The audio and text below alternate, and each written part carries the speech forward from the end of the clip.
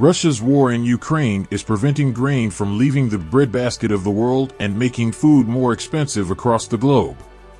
The productivity of wheat in most regions of Ethiopia is promising.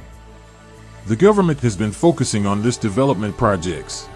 እርዳታ እንደ አንቲፔን ነው እንደ ማደንዘዣ መድኃኒት ነው ሲያመን ለጊዜው ማስታገሻ የሚሆን ነገር ነው የማስታገሻ መድኃኒቶች ባህሪ መጥፎ ነገር በተደጋጋሚ ስንወስዳቸው አዲክትድ መሆናቸው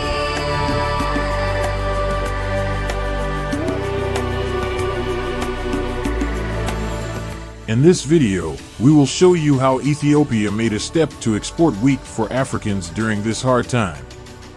Before starting, like the video, it will help us to reach more audiences. An assessment report of the United Nations Conference on Trade and Development revealed that the Ukraine war's impact on trade and development has confirmed a rapidly worsening outlook for the world economy, underpinned by rising food, fuel, and fertilizer prices. The report further indicated that Ukraine and Russia are global players in agri-food markets, representing 53% of global trade in sunflower oil and seeds and 27% in wheat. This rapidly evolving situation is alarming, especially for developing nations and many underdeveloped countries.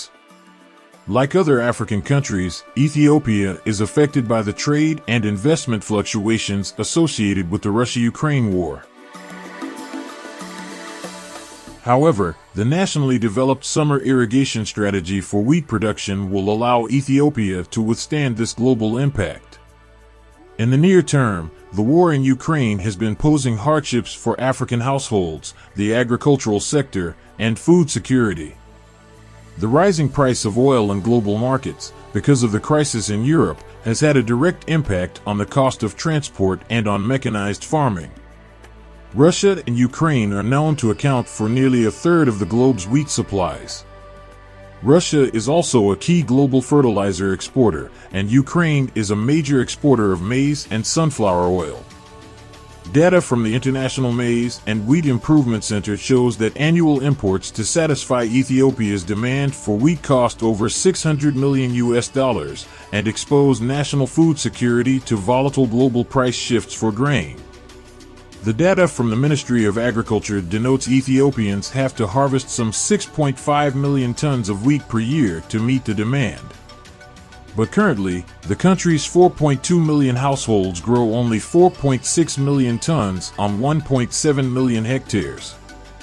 This doesn't meet the need as the demand for the crop is rising, attributing the rise in demand to the growing number of people moving to cities.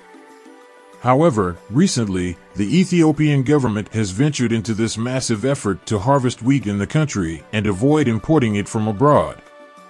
The summer wheat irrigation strategy, which has been developed, introduced, and implemented in all parts of Ethiopia, is a good start, but its success is yet to be realized. Prime Minister Abiy said, "We are underway to increase the productivity of the agricultural sector." According to the Prime Minister, 28% of the arable land in the country has been cultivated with the help of a mechanized farming system. He also indicated that 45% of the total land has been included in the cluster farming system, a system that creates real profit by merging several smallholder farms, adding that the nation has secured some 336 million quintals of crop production from this year's autumn harvesting. Amid a looming food crisis, Ethiopia has emerged as an African country that has taken significant steps to achieve self-sufficiency in food production. With support from the African Development Bank's Agricultural Technologies for African Agricultural Transformation Program, Ethiopia has not imported grain in 2022. The rise in production is attributed to the government's intervention aimed to boost the growth of the sector, including dedicating more resources to production such as intensive extension support, irrigation development, input supply, and using partly mechanized farming systems.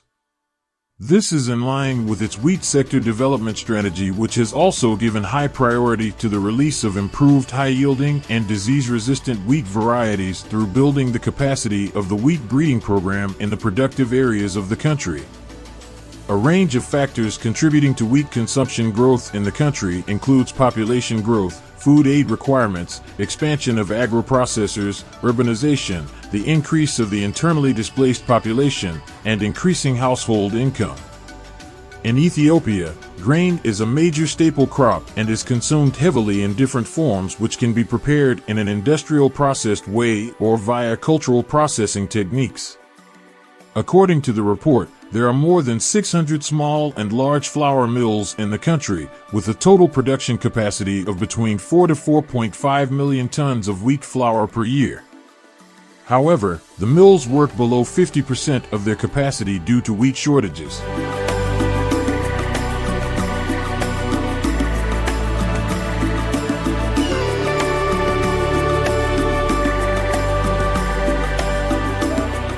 Also, the country removed tariff tax and other taxes on imported food grains and flour through a directive issued in September 2021. This helped to increase the legal wheat product and flour imports into the country. Ethiopia is planning to stop importing wheat in 2023.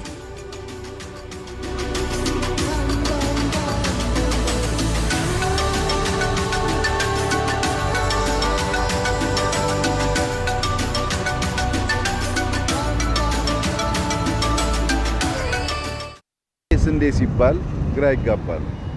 እኛ ደጋግመን እንደ ኢንትሪ ፖይንት እንደ መጀመሪያ ስራችን ስንዴ ያልበት ዋናው ምክንያት ስንዴ አይደለም።